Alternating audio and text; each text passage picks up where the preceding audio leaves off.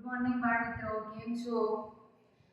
Last વિડિયોમાં આપણે ક્યુ વિશે શીખ્યા હતા કે ક્યુ કઈ રીતે લખાય, સ્ટેપ બાય સ્ટેપ ક્યુ કઈ રીતે લખાય. આજના વિડિયોમાં આપણે જોઈશું આર ફોર રેબિટ કઈ રીતે લખાય એ જોઈશું. ઓકે, લાસ્ટ વિડિયોઝ જેને ના જોયા હોય, આજના વિડિયોમાં નવા હોય જે બાળ મિત્રો, એ મારી ચેનલને સબસ્ક્રાઇબ કરે તો તમને જૂના વિડિયોઝ પણ જોવા મળશે અને રોજના નવા અપડેટ્સ થતા વિડિયો પણ જોવા મળશે. તો ચલો આજે જાણીએ આપણે આર વિશે કે આર કઈ રીતે લખાય છે.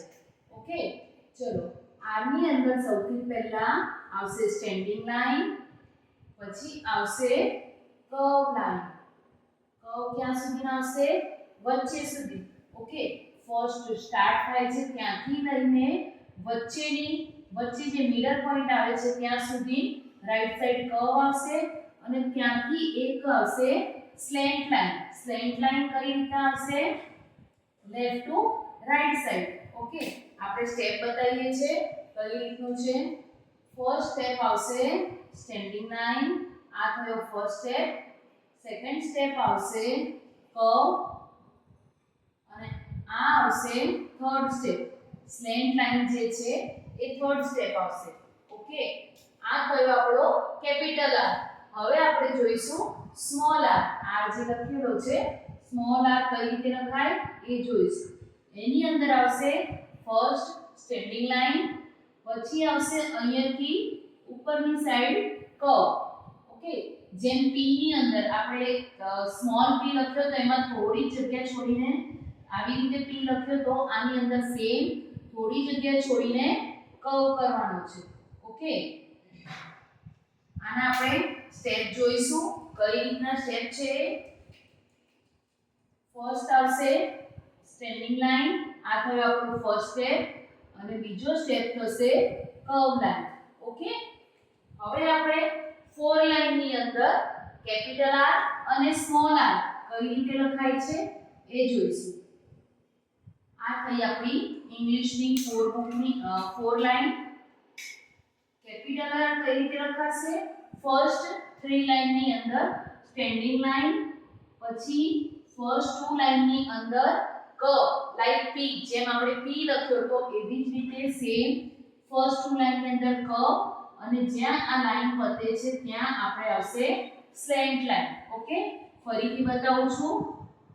સ્ટેન્ડિંગ લાઈન, ફર્સ્ટ કર્વ અને આવશે સ્લેન્ટ લાઈન. ઓકે, હવે નેક્સ્ટ આપણે જોઈશું સ્મોલ આર કઈ રીતે લખાય. ઓકે, સ્મોલ આર કઈ રીતે લખાય? સેકન્ડ અને થર્ડ મતલબ કે વચ્ચેની જે ટુ લાઇન્સ છે એની અંદર સ્મોલ આર લખવાનો છે. તો આપણે ત્યાં લખશું સ્ટેન્ડિંગ લાઈન અને અહીંયાથી થોડી જગ્યા છોડીને કર્વ. ઓકે, આ થયો આપણો કેપિટલ આર અને સ્મોલ આર.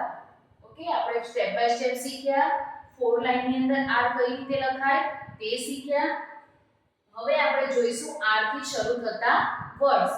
ઓકે, તો ચલો આ બાજુ જોઈએ. મેં થોડા ડ્રો કરેલા છે. R for rose, R for rain, R for river. River એટલે શું થાય? નદી. ઓકે, બીજા આપણે આર થી શરૂ થતા વર્ડ્સ જોઈએ. R for rabbit, R A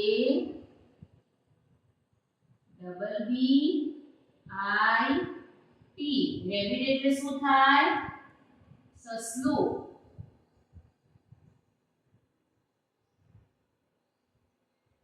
okay, next આપણે જોઈએ આર થી શું થાય. R four red. રેડ એટલે શું થાય? ઉંદર.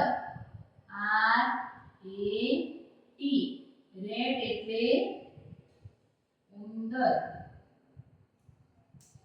ઓકે, બીજું આપણે છે આર ફોર રેઇન નું તમને સ્પેલિંગ લખીને બતાવું. R for rain.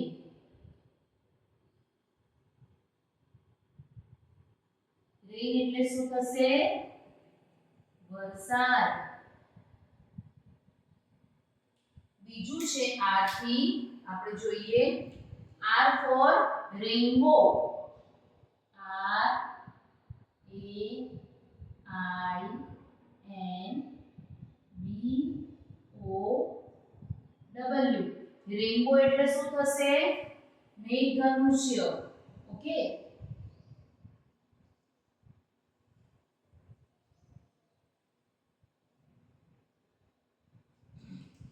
ચલો આ કયા આર થી શરૂ થતા વર્ડ્સ?